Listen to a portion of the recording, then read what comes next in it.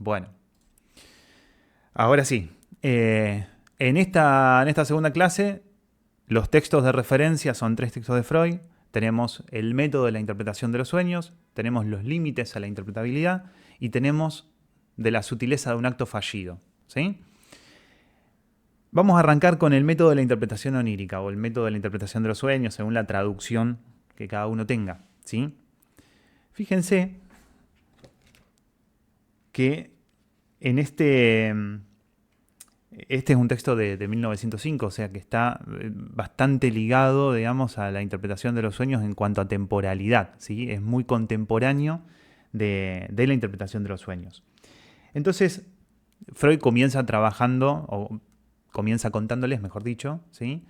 Esto que le resulta casi como imperioso, poder desarrollar un método de la interpretación de los sueños, diferenciándose de una tradición antigua, ¿sí?, respecto de los sueños, que los ubica, ¿sí?, como una cuestión profética, ¿sí? Es decir, los sueños desde la dimensión oracular, ¿sí?, el oráculo, que es el que de alguna manera te avisora el futuro, ¿sí?, correrse de esa tradición, ¿bien? Y por lo tanto, ubicarse en un punto intermedio, es decir, entre esa tradición antigua que ubica el sueño en un lugar oracular, profético, respecto del futuro, y la tradición cientificista que directamente le quita todo tipo de posibilidad de laburo, ¿sí?, al sueño desde el lugar científico. Es decir, la ciencia o la ciencia de la época de Freud rechaza el sueño como material de trabajo, ¿no?, como posibilidad de laburar con eso. ¿Bien? Entonces, empieza, yo no sé qué traducción habrán leído ustedes, pero en la primera, o en el primer método, la primera apuesta de trabajo interpretativo, aparece lo que él denomina la interpretación simbólica, ¿sí? En 2 o 3 oportunidades dice interpretación simbólica, pero sobre el final del texto dice interpretación por simbolismo, ¿sí? Y me parece que para diferenciar justamente de lo que se nos puede mezclar como un término netamente lacaniano, que es lo simbólico, ¿sí?, vamos a usar interpretación por simbolismo. Porque efectivamente eso es lo que ocurre, ¿sí?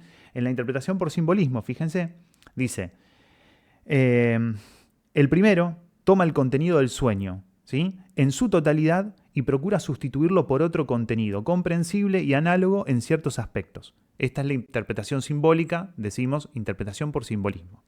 Es decir, que habría una apuesta de sustitución, ¿sí?, del contenido del sueño por otro que resultara comprensible. Pero la sustitución es una sustitución en la totalidad, dice. Es decir, se sustituye el contenido total del sueño por otro. ¿Bien? ¿Qué pasa con esta sustitución o esta interpretación por simbolismo? Que fíjense que después Freud ubica un ejemplo, el de las vacas, ¿lo tienen presente? Cuando dice, bueno, hay 7 vacas gordas, luego vienen 7 vacas flacas, y la interpretación es la hambruna. ¿Por qué? Porque las vacas flacas se comen a las vacas gordas. Entonces la interpretación es que va a haber un periodo de hambre, ¿no? Bueno, ese texto está en la Biblia. Por lo tanto, la Biblia funcionaría, digamos, como códice o como codificador, ¿sí? Es lo que aportaría, digamos, el simbolismo. El simbolismo está ahí, ¿sí? Es decir, hay algo que está representado por otra cosa, ¿bien? Pero la misma Biblia nos está aportando la posibilidad de leerlo como símbolo.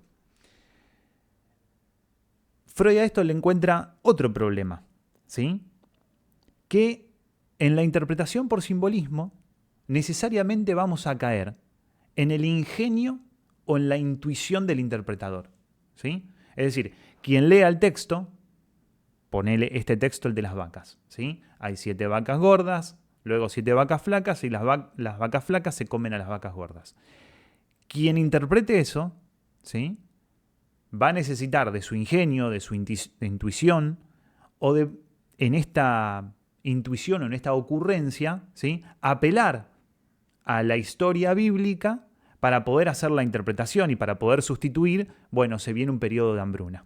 ¿Bien? Es decir, se viene un periodo de hambruna, sería el texto, el sustituto comprensible del sueño incomprensible.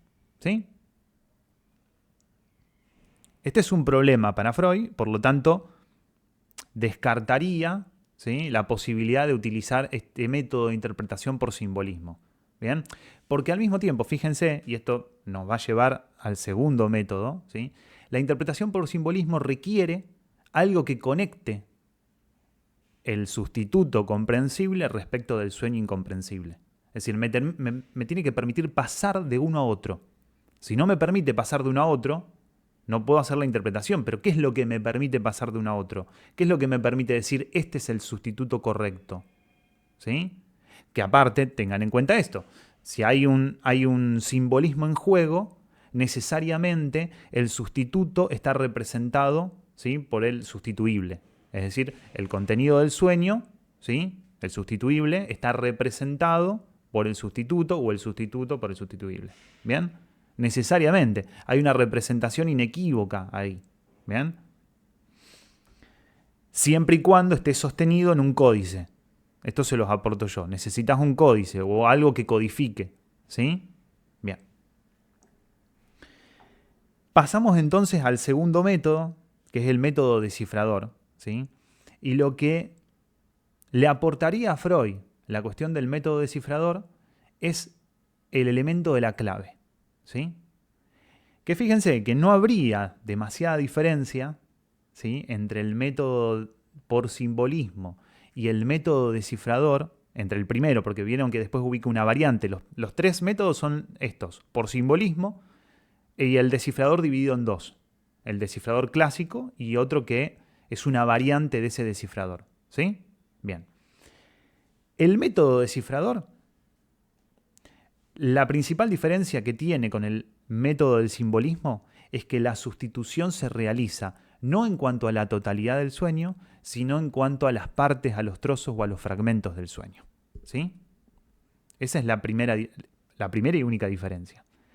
Lo que le sigue es una similitud, que es la cuestión de la clave. Vos, Anto, la vez pasada habías dicho algo al respecto y habíamos, de hecho, suspendido en este punto, ¿no?, respecto de la noción de clave. El método descifrador necesita una clave. La clave es lo que yo mencionaba recién con el nombre de códice. ¿Sí? Códice o clave. ¿Bien? A ver, la diferencia es que el códice está en relación a la sustitución total de un contenido por otro.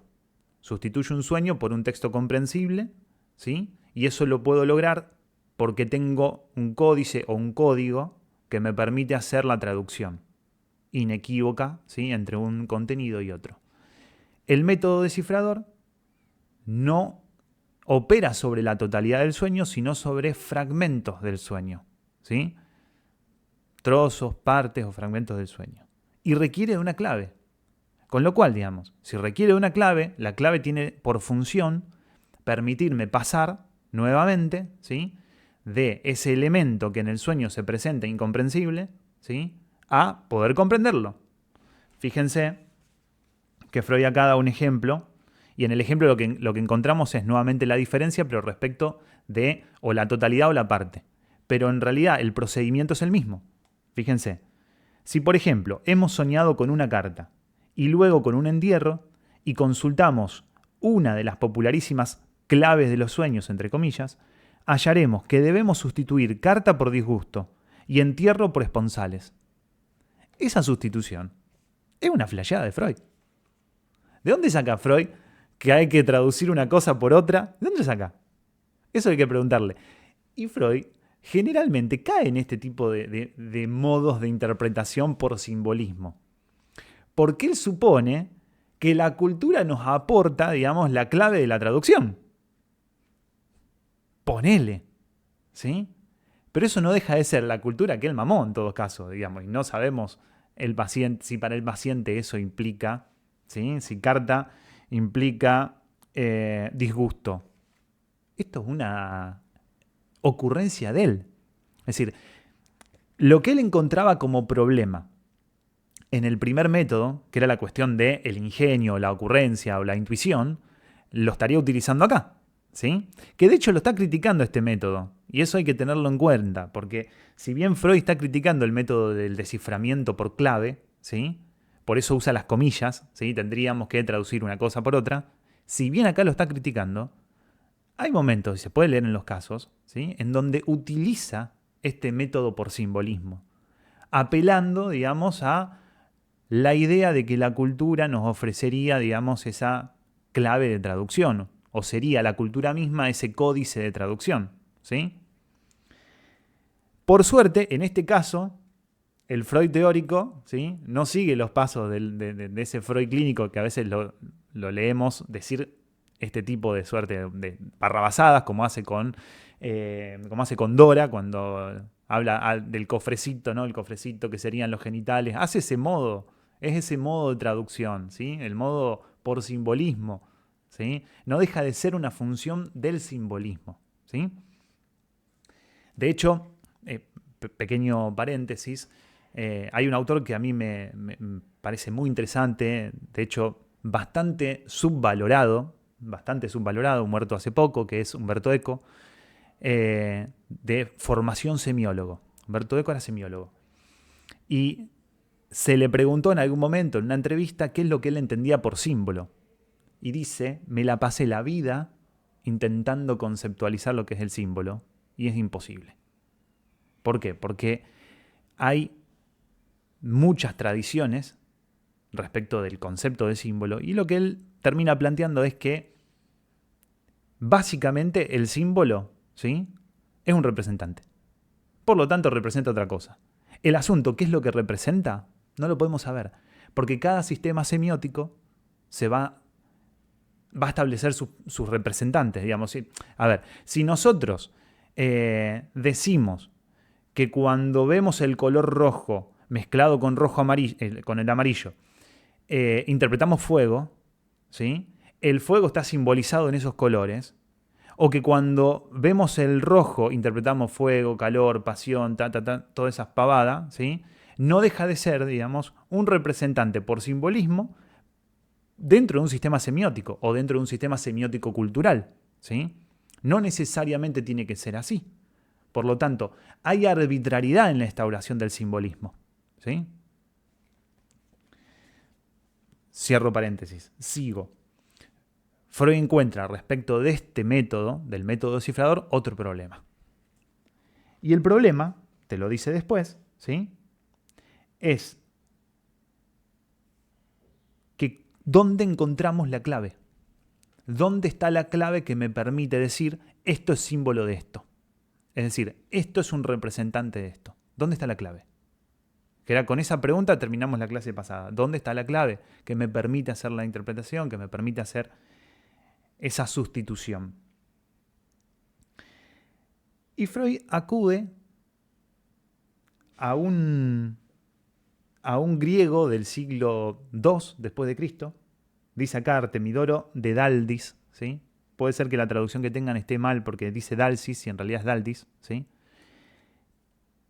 Y si nos vamos a la nota al pie, ¿bien?, vamos a encontrar la referencia a este Artemidoro de Daldis, dice lo siguiente: un objeto onírico significa aquello cuyo recuerdo se despierta en el interpretador.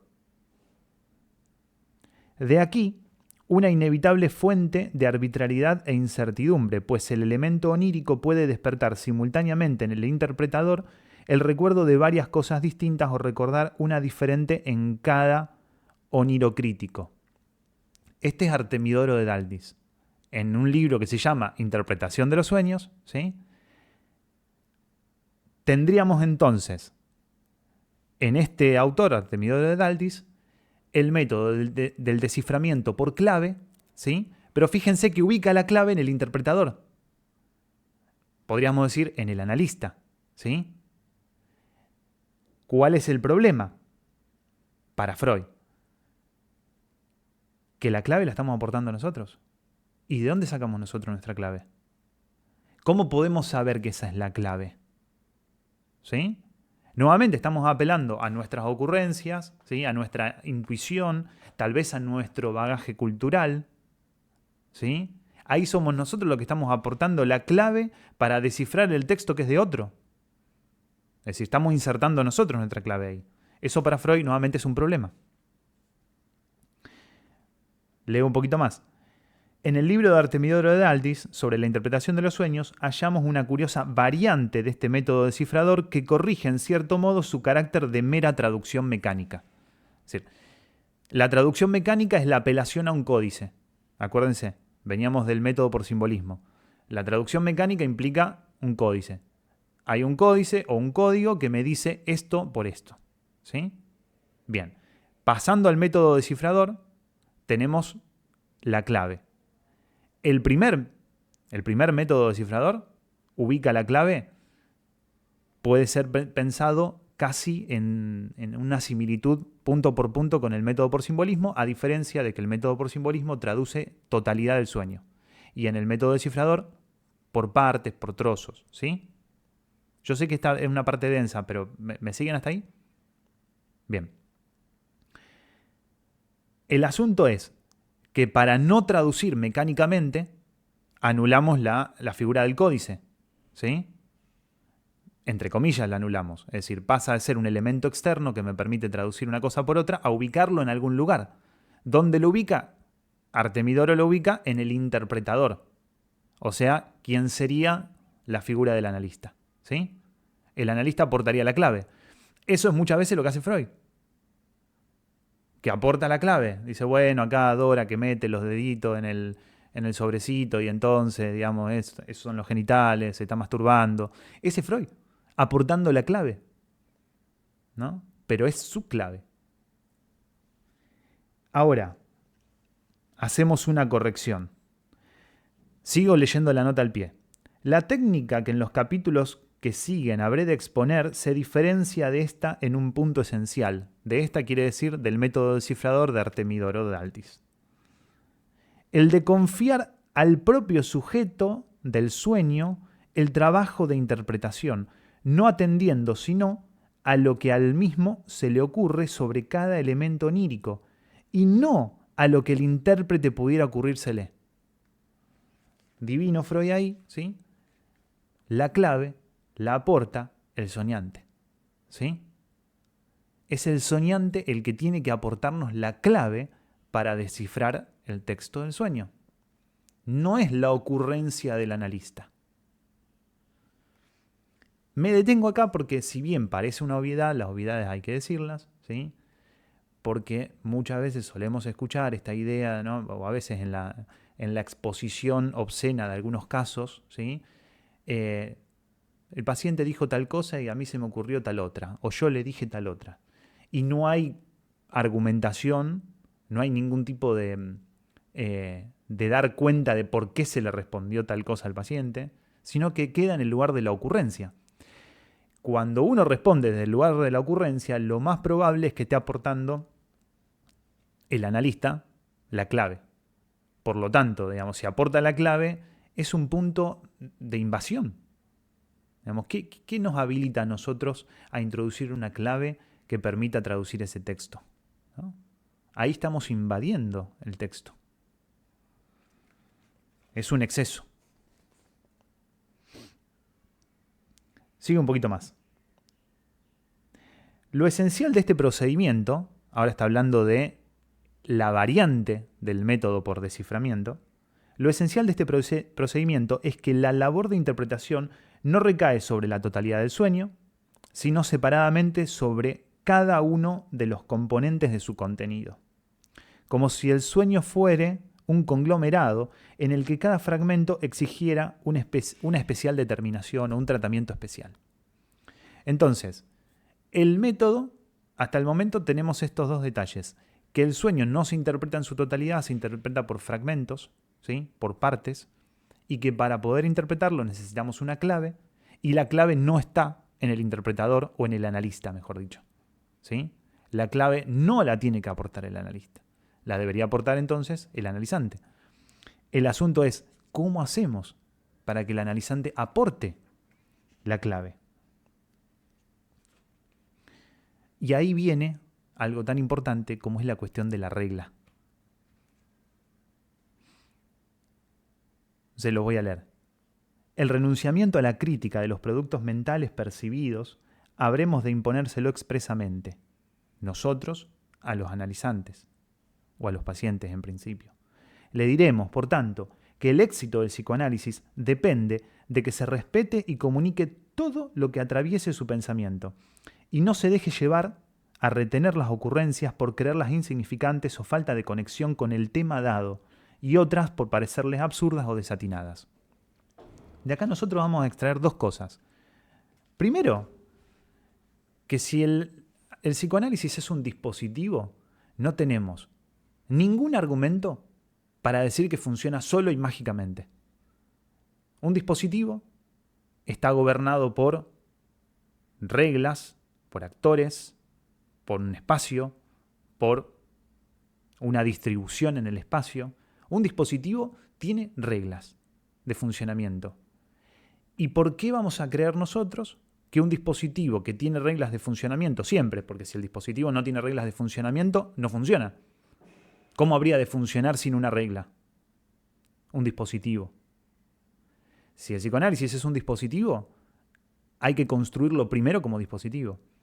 Y lo primero que hacemos para construirlo como dispositivo es la enunciación de la regla. Para el analizante, hay que decirlo expresamente.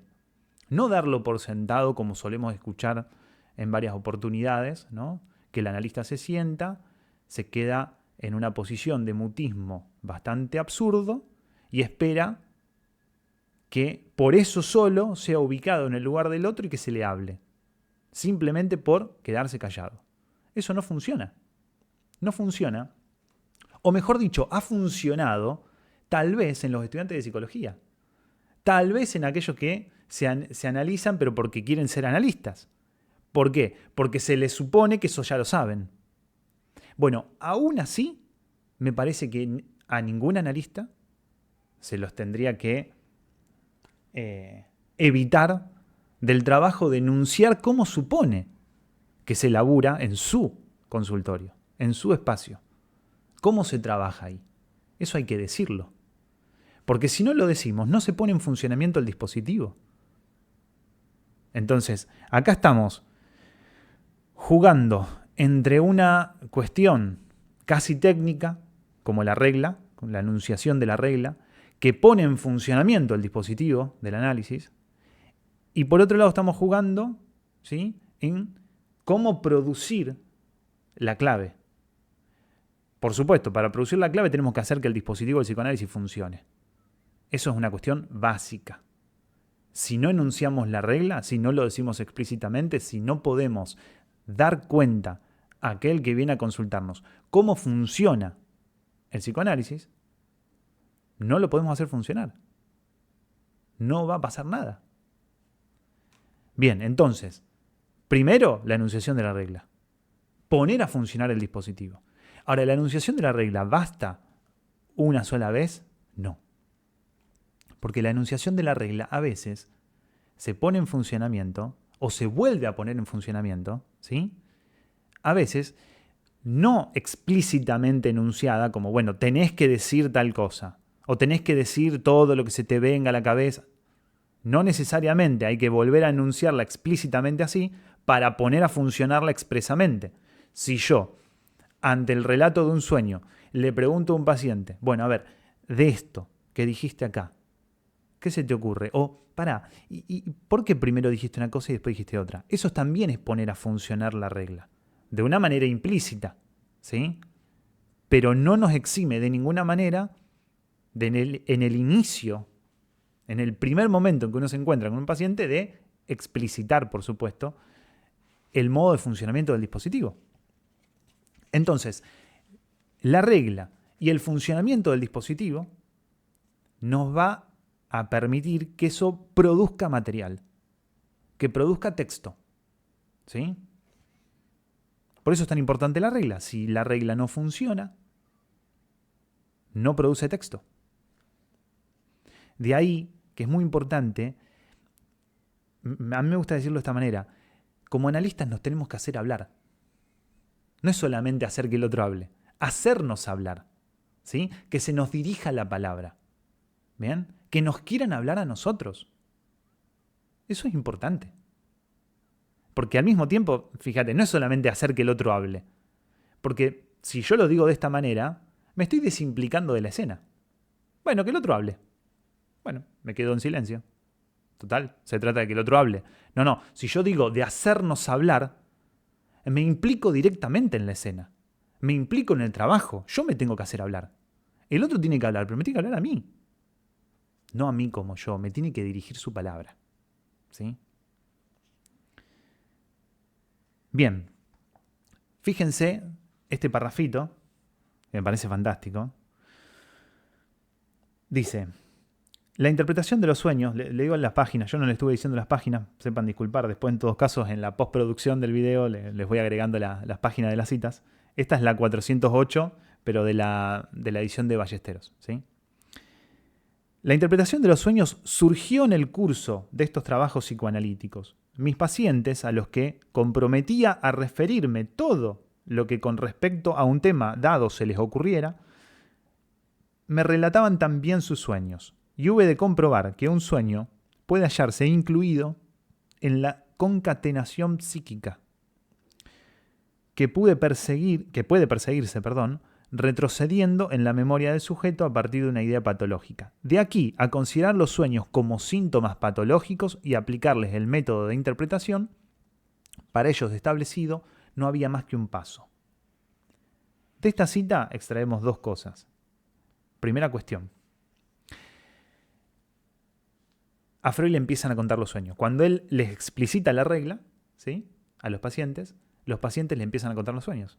Es decir, si yo acá estoy bajo la regla, ¿sí?, obligado a contar todo lo que se me ocurra, bueno, me acordé de un sueño, te lo voy a contar. ¿Sí? Me parece que está bueno también pedir sueños. ¿Por qué no? Uno no puede pedir un lapsus. Fíjense que entre las formaciones del inconsciente, los sueños tienen dos particularidades, dos detalles que no tienen los otros. El chiste, el lapsus, el acto fallido, el sueño, ¿sí? Uno no puede pedir un fallido. Sucede, ¿no? Uno no puede pedir un lapsus. Sucede. Uno no puede pedir un acto fallido, no puede pedir un chiste, pero puede pedir un sueño. ¿Por qué? Porque los sueños se sueñan, ¿sí? Y por lo tanto, si sucedió, puede pedir que se le cuente.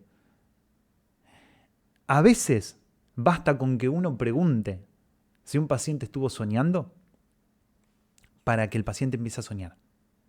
Probablemente te digan que no estuvieron soñando, que no soñaron nada o que no se acuerdan absolutamente nada. Basta con que uno pregunte, ¿qué soñaste? Para que empiecen a soñar. O por lo menos para que empiecen a traer sueños, que se los acuerden y te los traigan. Eso es hacerse hablar también. Fíjense que sutilmente uno ahí se está haciendo hablar. Che, ¿soñaste? No. Y a partir de ahí te empiezan a traer sueños. Fíjense, digamos, como justamente, ¿sí?, el otro es el lugar al que la palabra se dirige también. Por eso cuando uno pregunta por los sueños, probablemente un paciente empiece a traer sueños. La particularidad de los sueños es, en principio, esta: que la gente sueña. El asunto es que si lo pedís, te los van a traer. No podés pedir un fallido, pero podés pedir un sueño. ¿Sí? Digo, pedir en el sentido de demandar bajo la regla. ¿Sí? ¿Estuviste soñando? No. Bueno, seguí hablando por otra cosa, ¿no? ¿Qué soñaste? Y van a empezar a soñar y te los van a traer. Y por otro lado, el sueño tiene otra particularidad, ¿sí?, que es una narración en sí misma. Es decir, que es narrativa, que tiene un montón de contenido y que contado es narrativa. A diferencia del lapsus, que es una equivocación a nivel del lenguaje, ya lo sabemos, ¿no? Un chiste que es una ocurrencia, un acto fallido, es decir, un acto que tiene cierta lectura en la transferencia. Son fragmentitos, ¿sí? Pero el sueño en sí tiene narrativa. Y eso lo vuelve particularmente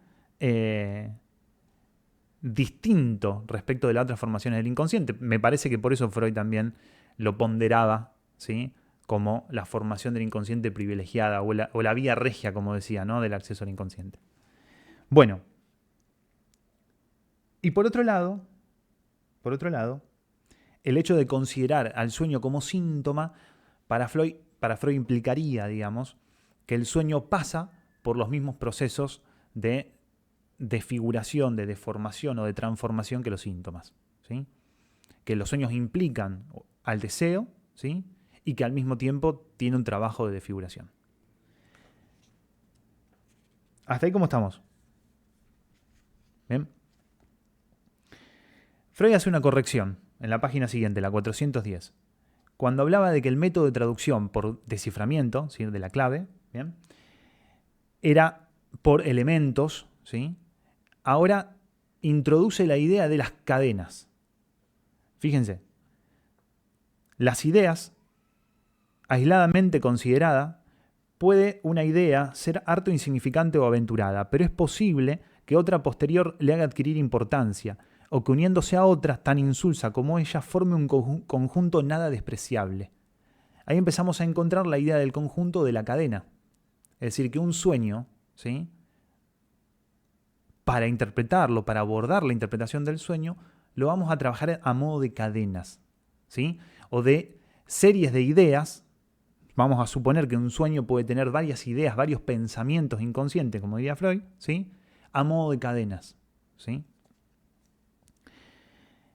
Y acá en este párrafo vamos a encontrar cómo Freud termina de ubicar la noción de la clave respecto del paciente y lo relaciona con la técnica, o sea, con la regla.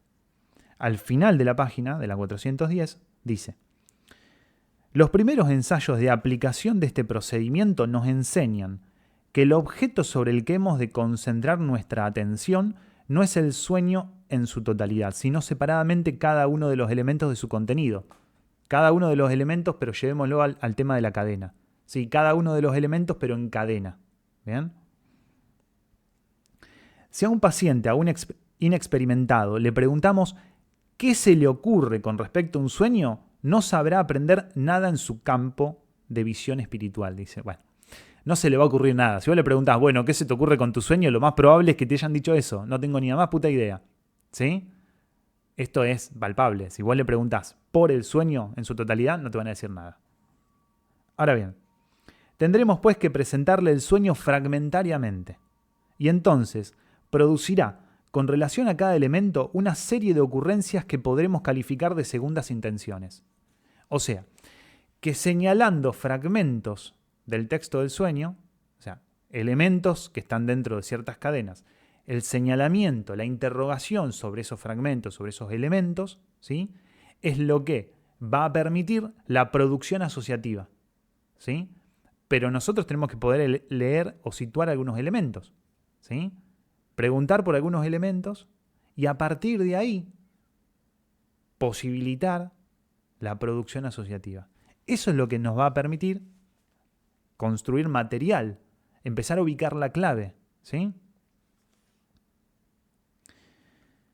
Esta primera condición, importantísima, se aparta ya, como hemos visto, de nuestro procedimiento, del procedimiento más popular, histórico y fabuloso y famoso, el de la interpretación por medio del simbolismo. Y se acerca, en cambio, al otro método, que es el de la clave. Claro, porque en definitiva, ¿sí? Si nosotros suponemos que la clave no puede estar en ningún códice, porque ¿cuál sería el códice? Si hubiera un códice, todos los sueños se interpretan de la misma manera, ¿sí? Entonces habría un diccionario de los sueños. Si nosotros aportáramos la clave, tenemos otro problema, es nuestra ocurrencia y en todos casos se nos está colando nuestro fantasma, ¿sí? En esa interpretación. Entonces, suponemos que la clave está en el paciente, ¿sí? ¿Y cómo hacemos para poder captar la clave? Bueno, primero hay que producir material a partir del sueño. ¿Cómo hacemos? No preguntando por la totalidad del sueño, sino aislando fragmentos, interrogando fragmentos. Y acá me voy a detener y voy a hacer un pequeño paréntesis, porque les voy a mostrar algo. A ver si lo tengo por acá. Bien.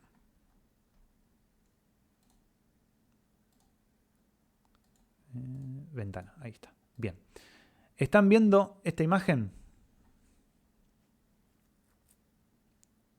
¿La ven? Sí. Bien, perfecto. Esto que ustedes están viendo es un juego. Yo lo jugaba cuando era niño. Se arma, si lo quieren hacer, es muy sencillo. Lo imprimen, Fíjense que el círculo más pequeño entra y encaja perfectamente en el círculo más grande, ¿sí? Tienen un agujerito en el medio, con eso ponen un... ¿Cómo es que se llama eso que rompe el papel y tiene dos patitas? ¿Cómo se llama? Eso es gatito mariposa. Eso, los ganchitos mariposa. Le pones el ganchito mariposa, ¿sí? Y entonces, primero vos tenés la A del círculo grande conectada con la A del círculo más pequeño, ¿sí? Ahora, supongamos que yo hago un pequeño giro y entonces en el sentido de las agujas del reloj, ¿sí? Hago coincidir la primera A, ¿sí? La del círculo más grande, con la X, ¿sí? Del círculo más pequeño. ¿Bien? Lo giré en el sentido de las agujas del reloj y hago esa coincidencia. Javi, En- la imagen se fue, o por lo menos yo no la estoy viendo. ¿Se le fue a todos? No, Sí, yo yo la veo. tampoco. A ver, pará. Vamos de nuevo. Qué cosa. Ah, pero la tengo acá. Vamos de nuevo. Ahí está. Ahí volvió. ¿Ahí volvió? Bueno, perfecto. Entonces, nuevamente, tienen el círculo más pequeño y el círculo más grande, ¿sí? Entonces, haces coincidir primero la A con la A. Después, movés en el sentido de las agujas del reloj, por ejemplo, 3 casilleros. Y entonces la A te coincide con la X, ¿sí? La A del círculo grande con la X del círculo pequeño. ¿Bien? ¿Hasta ahí estamos? Bueno, entonces, yo te doy ese códice, te lo doy a vos, Iñaki, a Camila, a Alejandra, a Gabriela, a Antonella, a Lucía, a Carla. ¿Bien? Se los doy así. Y entonces escribo un mensaje, ¿sí? Transformando las letras. Entonces la A va a ser siempre la X, ¿sí? Y la B va a ser la I, ¿no? Si sigo más o menos la lógica, la B va a ser la I. Y así escribo el mensaje. Entonces, vos tenés ese códice que te permite traducir el mensaje. El mensaje en sí es inentendible. Si vos producís un mensaje, esto lo hacíamos en el colegio cuando éramos niños, queríamos pasarnos algún mensajito sin que los profesores lo pudieran entender, y entonces usábamos este códice, ¿no? Este codificador de codificador. Y entonces el mensaje era inentendible, capaz estabas insultando al docente, pero no se iba a enterar, salvo que te robara el códice, ¿no? Bueno, y ahí cagabas. El asunto, este juego está bueno, ¿dónde está la clave acá? Si nosotros teníamos, según el método descifrador, ¿sí? Según el método descifrador, vos necesitas una clave para traducir un fragmento por otro, ¿sí? Bien, yo acá tengo los dos fragmentos, vamos a decirlo así, ¿no? Tengo el anillo pequeño y el anillo grande, ¿sí?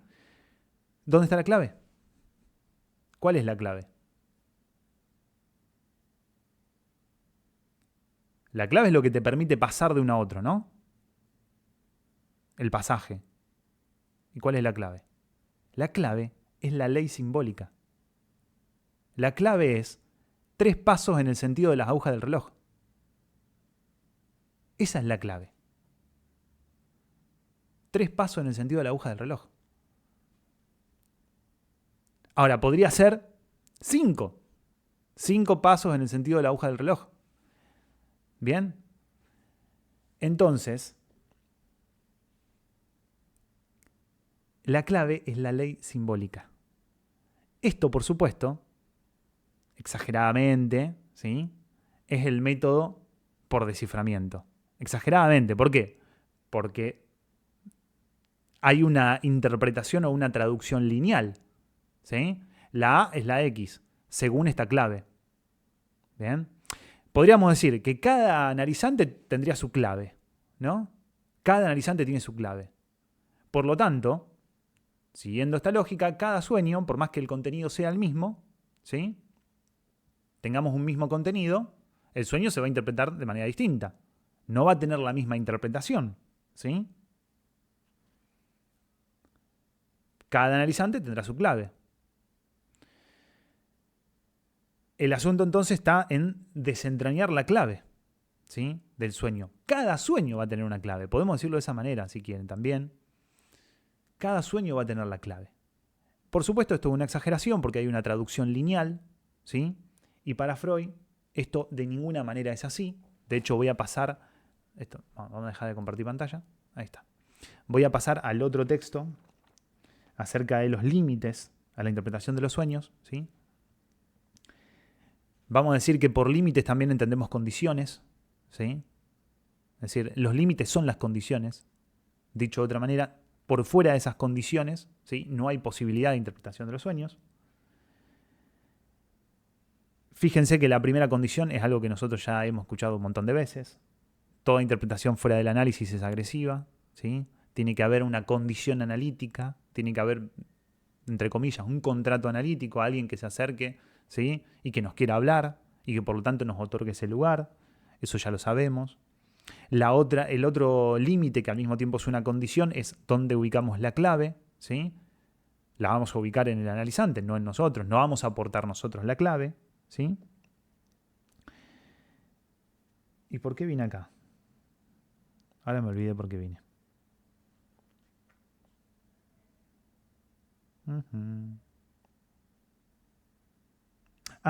Acá, por esto. Dice, es en la página 2891, también en el texto en la edición de Ballesteros, ¿sí? Este texto es de 1925, ¿bien? Les voy a leer 2 fragmentos. Han pasado 20 años entre el texto anterior y este. Aunque a través de la propia práctica se llegue a la situación de comprender muchos sueños, para cuya interpretación el soñante solo haya suministrado escasos elementos, debemos recordarles, sin embargo, que la seguridad de semejantes interpretaciones es dudosa y se adoptará con gran cautela al imponer tales presunciones al paciente. Esto es lo que nos permite justamente, yo le decía que era una exageración, lo de los circulitos recién, lo del codificador de codificador, porque hay una traducción lineal. Nuestro trabajo no es una traducción lineal. Nuestro trabajo implica otras dificultades. Primero, que la interpretación tiene un nivel o una dimensión conjetural, ¿sí? Es decir, hay una conjetura, hay una hipótesis, ¿sí? Me parece que es ético poder trabajar la dimensión interpretativa de esa manera, ¿sí? Cuando uno ofrece cierta lectura, ¿sí?, que sea potencial, que sea conjetural, ¿sí? No apostar obscenamente, digamos, en el modo de decirlo, ¿no? A eso me refiero, en el modo de decirlo, en el modo de plantear algo a un paciente, ¿sí? Me parece que es importante recordar siempre que estamos en una dimensión conjetural, ¿sí? Que nunca vamos a encontrar la clave, nunca vamos a encontrar el 3 pasos en el sentido de la aguja del reloj. Como no vamos a tener nunca esa clave, y tal vez la clave no exista de esa manera, el trabajo interpretativo tiene una dimensión conjetural, artesanal, que hay que poder sostener incluso en el modo de decir y en el modo de comunicar algo, ¿sí? Me parece que eso es ético también. Bueno, y les decía, este es un texto que está escrito 20 años después del que acabamos de ver recién, y dice, sobre el final de esa misma página, en efecto, se puede hacer la experiencia de que un sueño incomprensible al principio se torne transparente aún en la misma sesión. Sucede entonces que al paciente se le ocurre de pronto un trozo olvidado del sueño. Fíjense, digamos, ¿no? Un trozo olvidado del sueño que ofrece la clave de la interpretación. O bien surge una nueva asociación, es decir, tiene una ocurrencia. Puede recordar algo nuevo del sueño, puede tener una ocurrencia. También puede suceder que luego de meses o años de esfuerzos analíticos se retorne a un sueño que al comienzo del tratamiento parecía carente de sentido e incomprensible. Esto lo que nos lleva es a 2 patas. Primero, que toda interpretación en su sentido ético, no solamente por esta dimensión conjetural, sino que en el sentido ético la interpretación hay que pensarla dentro de un contexto. Dentro del contexto del trabajo analítico, por supuesto, pero dentro del cotexto. Del cotexto quiero decir de las sesiones. De la sesión, de las sesiones, de lo que se viene hablando, todo eso aporta un marco de condición, un marco de posibilidad, que al mismo tiempo es límite dentro del cual la interpretación es posible. fuera del cual la interpretación no solamente que es excesiva, que es agresiva, sino que es imposible. Ese es el tema. Más allá de que sea agresivo, es imposible, porque está fuera del contexto, ¿sí? Es decir, del texto en el cual se inserta el sueño. Freud hablaba de la cadena psíquica o de las concatenaciones psíquicas. El sueño no es una cosa aislada. Se produce, ¿sí?, en todo un contexto de trabajo, en un contexto de sesiones, respecto de un asunto del que alguien viene hablando, respecto de cierta dimensión transferencial también, ¿sí? Y eso es lo que de alguna manera aporta, o ahí es donde nosotros podemos explorar para buscar la clave del sueño. Eso también me parece que pensar la interpretación en un sentido ético, ¿sí? No solamente poder mantener nuestra postura en esta dimensión conjetural, sostenernos ahí, también sostener que la clave la tiene que aportar el paciente, trabajar para que haya producción, para que podamos, ¿sí?, servirnos de esa producción, de esa materialidad, de esas asociaciones, de esas ocurrencias, de los nuevos trozos de sueño o de lo que fuere, para poder conjeturar una clave que nos permita hacer una lectura, ¿sí? ¿Hasta acá cómo vamos? ¿Bien? Ok.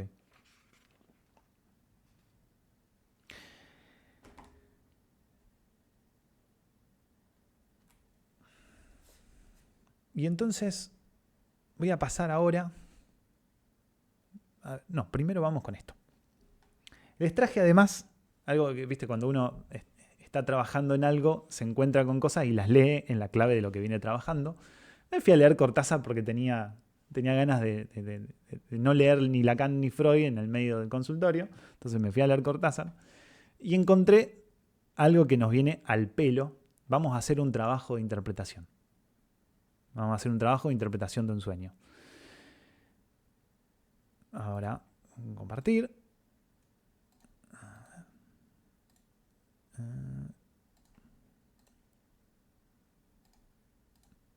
Bueno, les comparto directamente la pantalla completa porque no sé si...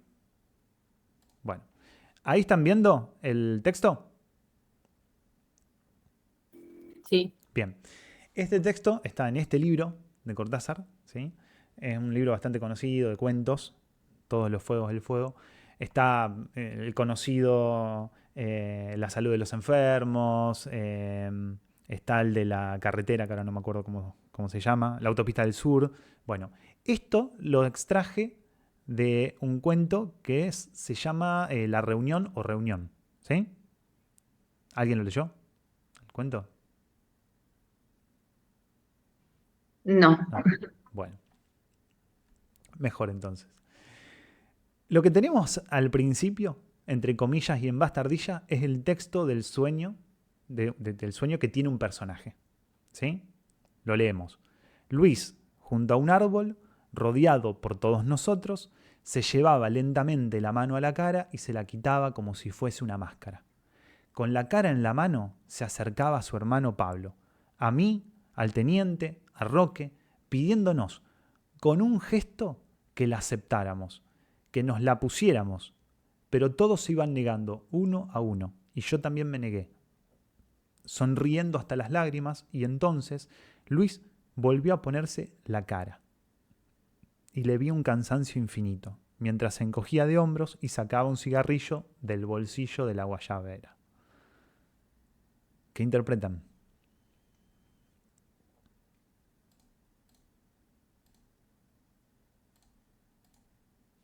¿Se puede interpretar? A ver, interpreten. ¿Cuál es el problema primero? No sabemos cuál es la clave. Podemos interpretar un montón de cosas, pero todo lo que interpretemos, es decir, el texto del sueño, en sí mismo es ininterpretable. ¿Sí? No se puede interpretar. Vos podés hacer una interpretación por simbolismo, ¿no? Acudís a la cultura, haces algún tipo de interpretación por simbolismo, le aportás tu propia clave de lectura, ¿no? Es decir, acudís a tu fantasma y entonces haces una lectura según tu fantasma. ¿Bien? Son todas obscenidades, digamos, son todos excesos si uno hiciera eso. Necesariamente hay que pedir que alguien hable y hay que preguntarle Y le podríamos preguntar, por ejemplo, vuelvo a la pantalla.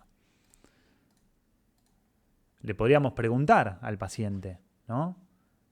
¿Qué quiere decir que el cansancio es infinito? ¿Por qué infinito el cansancio? Le podríamos preguntar qué se le ocurre con que alguien se saca la cara, que la ofrece, que pide que la acepten, ¿sí? Y que la gente se negaba a aceptar el rostro, ¿sí?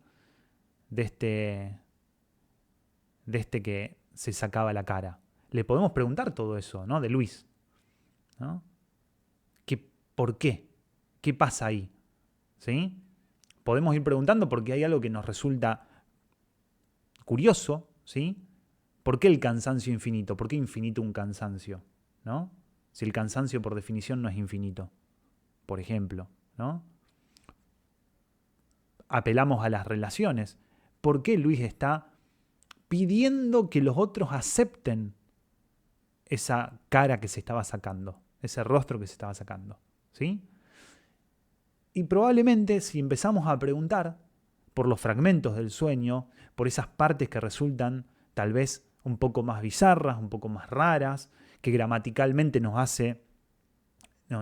propone cierta agramaticalidad o cierta curiosidad en el armado del texto, ¿sí? Podemos pedir, como dice Freud en otro momento, que nos lo vuelvan a contar, a ver qué partes del texto se modifican, qué partes del texto se eliminan, qué partes se agregan.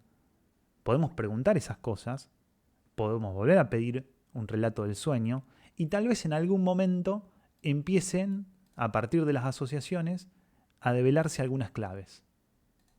¿Sí? Y acá tenemos, en la continuidad del cuento, en diferentes páginas, fui extrayendo esto. Pero si realmente habían matado a Luis durante el desembarco, ¿quién subiría ahora a la sierra con su cara? Todos trataríamos de subir, pero nadie con la cara de Luis. Nadie que pudiera o quisiera asumir la cara de Luis. Seguimos, tal vez, hablando con nuestro paciente y encontramos este texto. Pero en eso, como en lo demás, a nadie se le ocurriría desobedecer a Luis. Ah, entonces Luis tenía una posición jerárquica, ¿no? Si a Luis había que obedecerlo, tal vez Luis tenía una posición distinta a la de los demás, ¿no? Seguimos. Todo el día temimos que algún enlace, hubo 3 con un riesgo increíble, en las mismas narices del ejército, nos trajera la noticia de la muerte de Luis. Todo el día temimos que algún enlace nos trajera la noticia de la muerte de Luis. Al final es mejor no saber nada, imaginarlo vivo, poder esperar todavía. Seguimos más abajo. Sentí que en ese momento no podía permitirme el lujo de aceptar la muerte de Luis, que solamente podía manejarla como un dato más dentro del plan de campaña. Porque si también Pablo había muerto, el jefe era yo, por voluntad de Luis. Y eso lo sabían el teniente y todos los compañeros. Y no se podía hacer otra cosa que tomar el mando y llegar a la sierra y seguir adelante como si no hubiera pasado nada.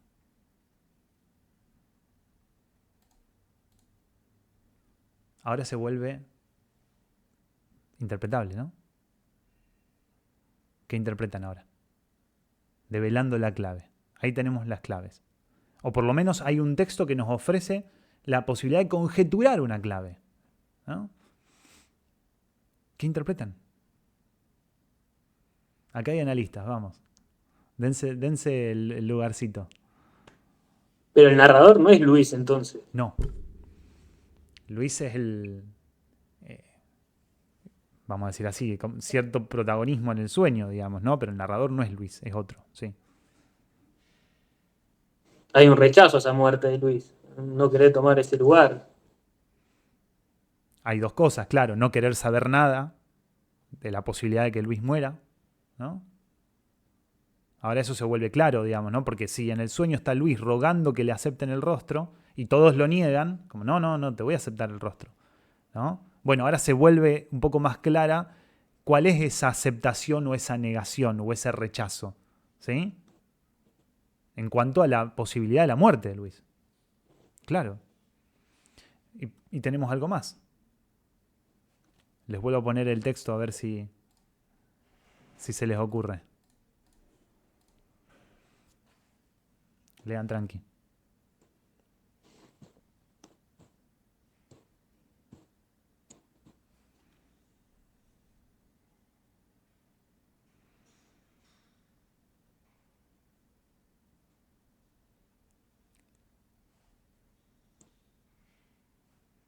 ¿Y?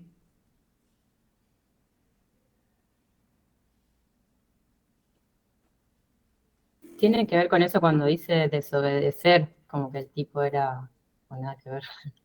Tenía una Yo lo, jerarquía. Sí. yo lo que puedo leer, además de, digamos, el dolor de aceptar la pérdida por la muerte, sino también el protagonista, o por lo menos quien relata el sueño, el hecho de tener que asumir ese lugar de mando, digamos. Asumir el lugar de Luis. Claro. Es que no era cualquier lugar. Claramente, lo dijo Lucía recién. Era un lugar de jerarquía. Asumir ese lugar. Por supuesto que está, pero cantadísimo en el cuento, de que la relación entre el que narra y Luis era una relación afectiva. Además de ser una relación de jerarquía. Luis era un jerárquico. Había una relación afectiva. Y había que ocupar un lugar de jerarquía respecto de alguien con quien tenés una relación afectiva. Por lo tanto, digamos, no aceptar la muerte también es no aceptar ese lugar. Hay un montón de cosas en juego. No solamente la cuestión de la muerte, el afecto, sino también ocupar un lugar que es un lugar jerárquico. Y todo eso forma parte, digamos, de el texto del sueño. Tal vez no de manera tan explícita, ¿no? Pero fíjense, digamos, cómo el texto del sueño nos sugiere algunas cosas que necesitamos sí o sí la clave para leer. Develamos la clave y pudimos interpretar el sueño. Y entonces ahí se vuelve mucho más interesante, digamos, a partir de lo que podemos señalar, a partir de lo que podemos preguntar, las derivas, ¿no?, que esto puede suscitar. Porque, nuevamente, acordémonos que el sueño, ¿sí?, no solo que es ininterpretable en sí mismo, sin las claves, ¿sí?, sin esas claves de lectura, sino que al mismo tiempo no puede ser interpretado por fuera del contexto y del contexto, es decir, qué es lo que se viene trabajando en las sesiones, de qué se viene hablando, ¿sí? No podemos escaparnos de esa dimensión, de qué se viene hablando. Y entonces llegamos al último punto, que es sobre la sutileza de un acto fallido, ¿sí?, que con esto vamos a introducir, como hicimos la clase pasada, algunas categorías lacanianas para poder leer los textos en otra clave, justamente. ¿Lo leyeron el texto, La sutileza de un acto fallido? ¿Lo tienen presente? ¿No? No, ese no lo encontré. Ah, bueno, es del Los otros dos sí. 35. Es del 35 y está... Es un texto en realidad de una página. Así, tan cortito como le suena. Una página. Bueno, les cuento más o menos cómo viene el asunto. Freud quiere hacer un regalo, ¿sí?, a una amiga. ¿En qué tomo está, Javi, perdón? Y en Ballesteros en el 24. Ujú. Estamos en la página 3325. Bueno, acá Freud quería hacer un regalo a una amiga. Y entonces manda un anillo con una joya, ¿sí?, y con una nota al joyero, ¿sí?, para que el joyero le haga algún grabado. Freud lo que encuentra es que hay un error en la escritura de la nota, ¿sí?, y empieza a lucubrar y a hacerse la paja, digamos, con toda esa elucubración que él hace en esta especie de autoanálisis, ¿sí? No, que puse tal palabra y que la sustituí por otra, y esta palabra indica entonces que habría... no nos vamos a meter en ese embrollo. ¿Por qué? Porque la resolución del acto fallido es mucho más sencilla. Me sentía muy satisfecho con esta solución, es decir, con toda esa lucubración, que lo que había escrito, que la palabra que había tachado, que la que había tachado representaba no sé qué cosa. Léanlo, después van a ver todo el quilombo que hace con la notita que le escribe al joyero. Se sentía muy satisfecho con el autoanálisis acá Freud. Pero en los autoanálisis es particularmente grande el peligro de detenerse en algo incompleto. La conformidad con una explicación parcial es harto tentadora, pues la resistencia fácilmente puede retener tras aquella algo que quizás sea mucho más importante. Así cuando le narré, escuchen, así cuando le narré este pequeño análisis a mi hija, ella encontró al punto su continuación. Pero si tú ya le regalaste antes a esa persona una gema semejante para un anillo, probablemente sea esa la repetición que quieres evitar. A nadie le gusta hacer siempre el mismo regalo. Entonces, finalmente, bueno, Freud encuentra que en realidad la repetición del regalo no era tanto la preocupación por regalar 2 veces lo mismo, sino porque él mismo se había quedado con ganas de quedarse con ese regalo, digamos, ¿no?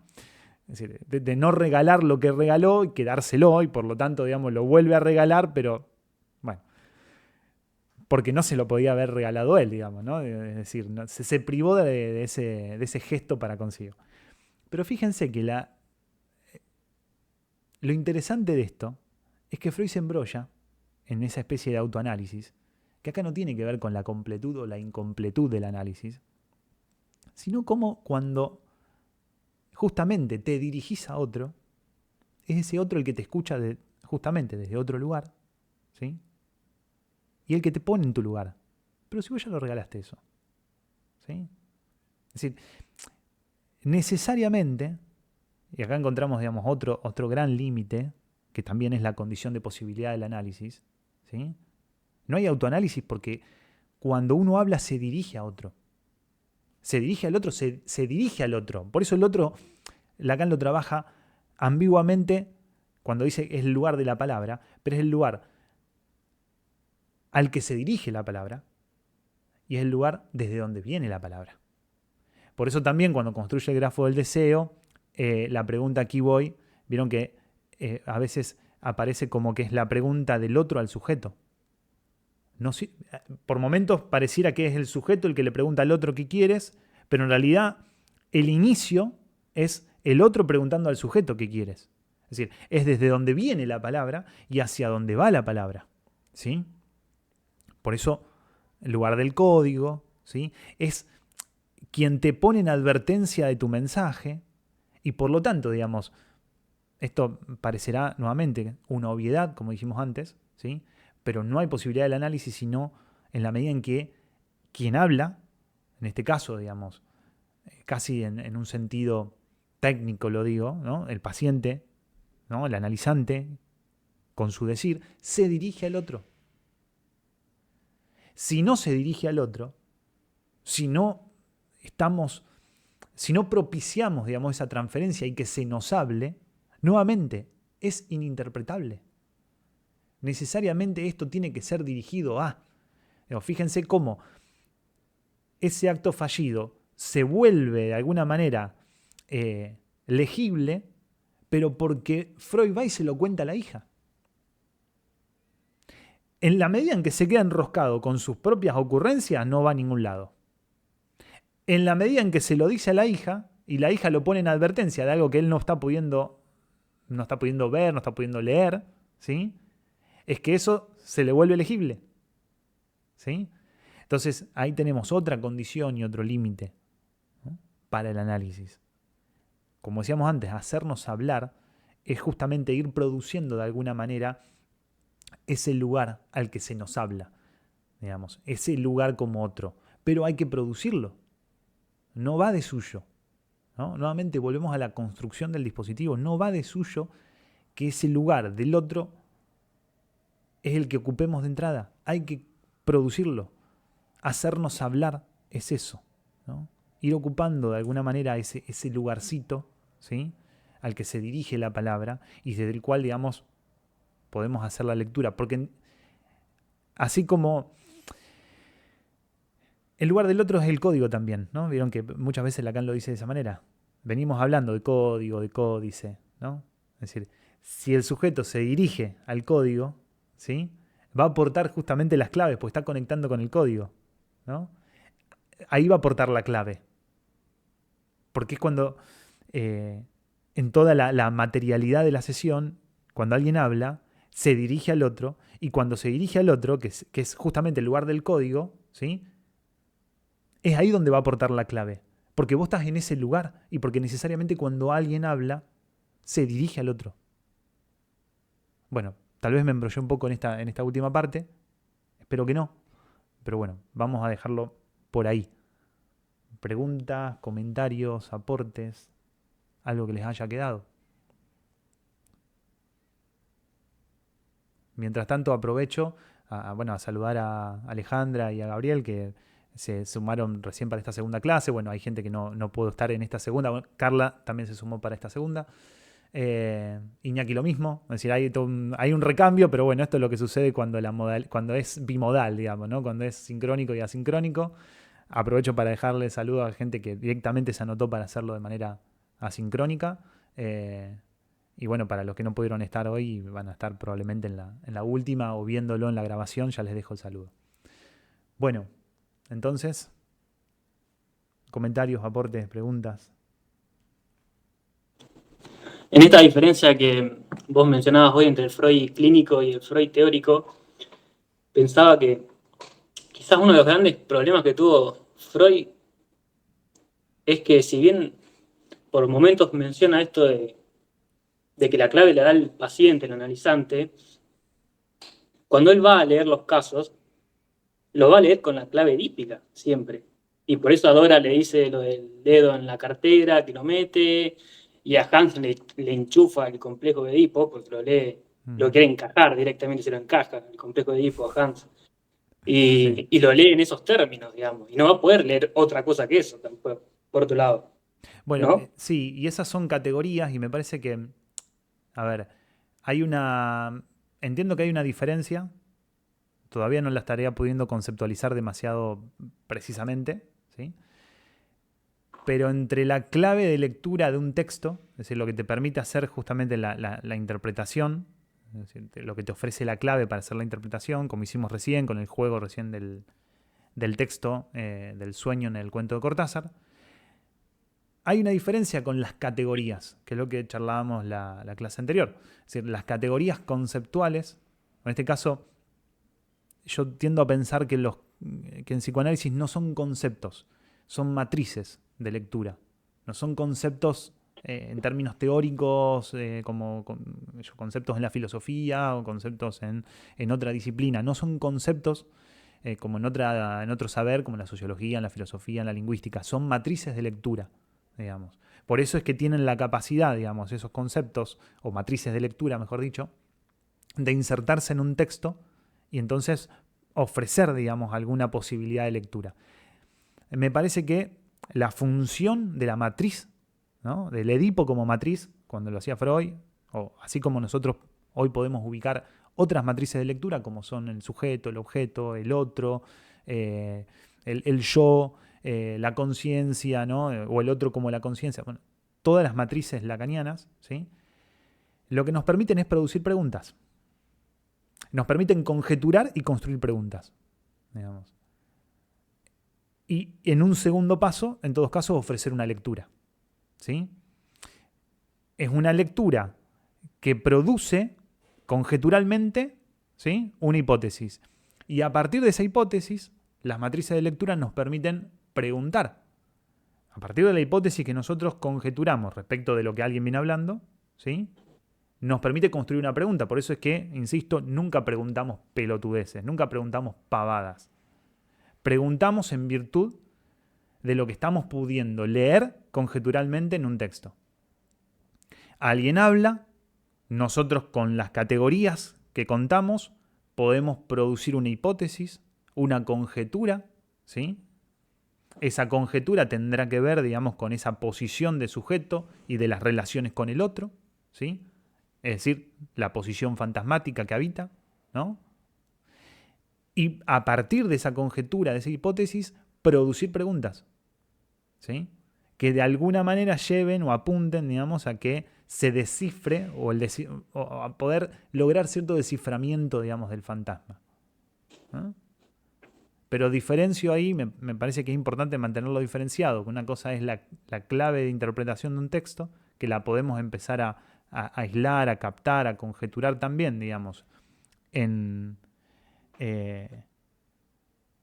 un trabajo de análisis, ¿sí? De las categorías con las que nosotros leemos. Tal vez las categorías con las que nosotros leemos, que son matrices, ¿sí? También nos permitan conjeturar, además de la hipótesis fantasmática, por ejemplo, ¿sí? La hipótesis de la clave. ¿Habrá una relación entre la clave y la hipótesis fantasmática? Probablemente. Pero entiendo que no son lo mismo, ¿eh? No es lo mismo la clave con la que podemos leer un texto, en este caso el texto de un sueño, que las categorías o matrices de lectura. Porque, por supuesto, Freud tenía el complejo de Edipo como matriz de lectura. Bueno, Lacan tiene otro, claramente.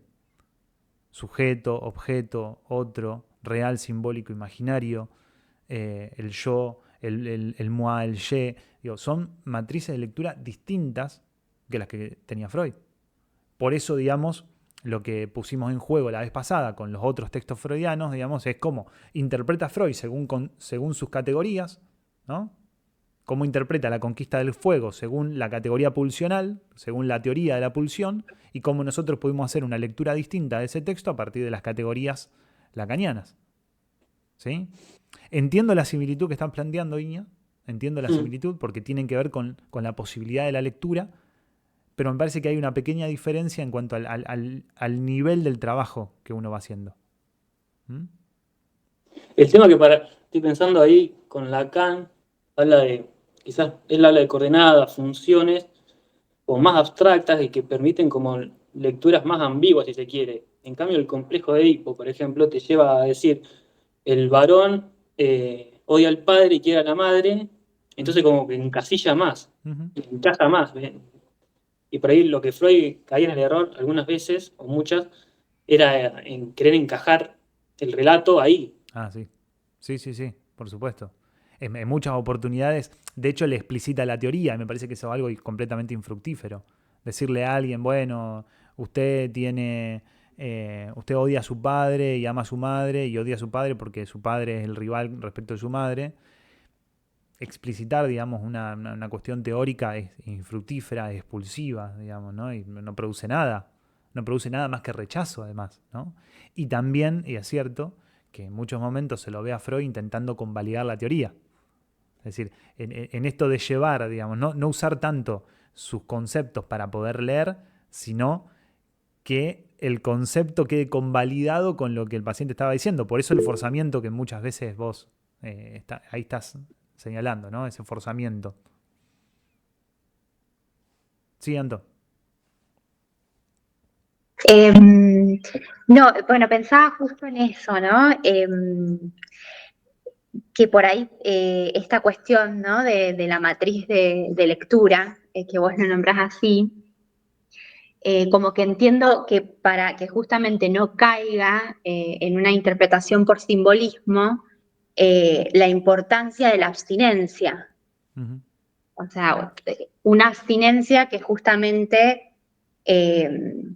deje al analista en un lugar como de ignorancia, ¿no? Para formular esto que vos decís, o sea, estas preguntas que inviten a la narración Sí. particular de esa persona, ¿no? Sí, la ignorancia docta es esa, digamos, ¿no? Claro. Es decir, la ignorancia en cuanto a la clave, pero también lo docto, es decir, es el bagaje conceptual o categorial que uno tiene que le permite, digamos, elucubrar alguna hipótesis, conjeturar algo, formular preguntas que de alguna manera te lleven a esa clave de lectura también, digamos, ¿no? Claro. Por eso decía yo que está desnivelado, ¿no? Es decir, las categorías, las matrices a nosotros nos permiten formular preguntas, que eso produce y sigue produciendo, digamos. Es decir, la teoría tiene un funcionamiento subyacente, nunca de manera explícita. Nunca le vamos a decir al paciente, no, bueno, por ejemplo, su castración, ¿no? Pero el narcisismo acá, ¿qué sentido tendría? Tiene un funcionamiento subyacente. Como decís vos, Santo, nos permite producir una hipótesis y a partir de ahí preguntar. Y eso es lo que de alguna manera también nos orienta en el descubrimiento, si se quiere, o el desciframiento, porque podemos captar la clave. Pero para captar la clave tiene que haber texto, y para que haya texto tiene que ser producido. Y no cualquier texto, por eso es que no preguntamos cualquier cosa. O sea, uno pregunta con una orientación a partir de la conjetura que tiene, y ese es el texto que puede aportar la clave. Si vos te quedás callado y un paciente te cuenta que se levantó, que se lavó los dientes con un cepillo de dientes que le hacía mal las encías, que después se fue a desayunar y se hizo un panqueque porque hace 1000 años que no se hace un panqueque, y que subió el dólar, ahí no tenés ningún tipo de clave de lectura. No. Es decir, ahí es donde yo encuentro ese desnivel entre las matrices de lectura, los conceptos, y la clave de lectura del texto. Es decir, cómo las matrices permiten hipotetizar, conjeturar la posición del sujeto, algo respecto del otro, lo que podamos elucubrar, a partir de ahí orientar preguntas, y lo que produce las preguntas, que es el texto, que es la materialidad, es como lo que marcábamos recién con el texto del cuento. Es decir, ir produciendo, ir descubriendo de a poco más texto, ¿no?, que de alguna manera aporte la clave de la lectura. En este caso, de un sueño, ¿no? Sí, sí, y pensaba también cómo, no sé, me quedé en esta cuestión que vos decías de hacernos hablar y cómo plantear, digamos, algunas preguntas para dar lugar a esta cuestión de la narrativa. Pero bueno, cómo a veces yo pensaba esta cuestión también de la abstinencia que puede costar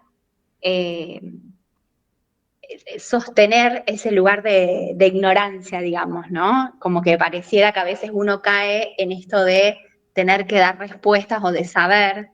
Y me quedé pensando en esto último que leías de Freud, en cómo él, ¿no?, empieza a leer esa nota y el equívoco y qué sé yo, y Ana se lo simplifica, ¿no? Claro. Pero bueno, en esto de quedar ahí embrollado con que él tenía que saber qué era lo que había pasado ahí, digamos, ¿no? Bueno, me parece que ese también es tal vez alguna de las dificultades. Esto, por supuesto, que es una conjetura claramente salvaje, pero de esta ansia de saber de Freud, que a veces no se podía mantener abstinente, digamos, respecto de la clave, y la terminaba aportando él, y terminaba cayendo en el simbolismo, ¿no? Parece que la abstinencia es esa, no aportar la clave, ¿no? Mantenerse abstinente es sostener que la clave tiene que surgir del mismo trabajo de análisis por el texto que aporta el analizante. Digamos, me parece que eso es la posición abstinente o la ética abstinente, digamos, ¿no? Que eso tiene que surgir del otro lado, ¿no? Por supuesto que el conocimiento o el saber teórico, el saber conceptual, funciona de otra manera en el analista, no es excluyente. No es que el saber del analista excluye el saber del analizante, porque funciona en diferentes niveles.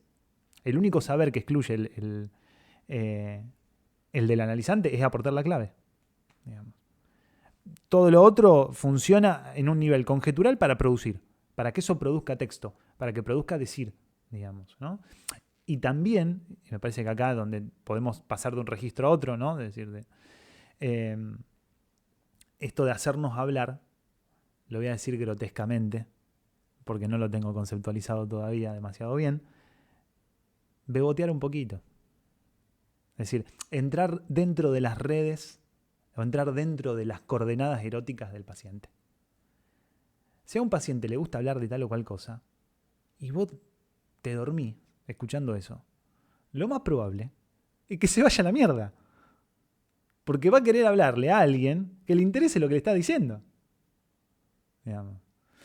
Y si te está hablando de programación, y bueno, va a tener que hacer un poquito de esfuerzo, a ver, por lo menos demostrarte interesado, digamos, en escuchar eso, en recibir eso. Y te va a hablar de programación y de funciones, y bueno, te va a resultar aburrido, pero bueno, ¿viste? Si uno no entra dentro de un poquito dentro de las coordenadas eróticas, ¿no?, del discurso del analizante, va a ser difícil, digamos, que nos quieran hablar, digamos. Me parece que eso es importante, que nos quieran hablar, y eso es lo que permitirá, digamos, también la escena transferencial, digamos, ¿no? Eso es entrar también en el texto del analizante. Empezar a formar parte, digamos, de ese texto, de ese inconsciente, ¿no? estar ahí adentro. O sea, a nosotros no nos interesa lo que nos está diciendo. Muy difícil. Bueno. ¿Alguna otra cosita?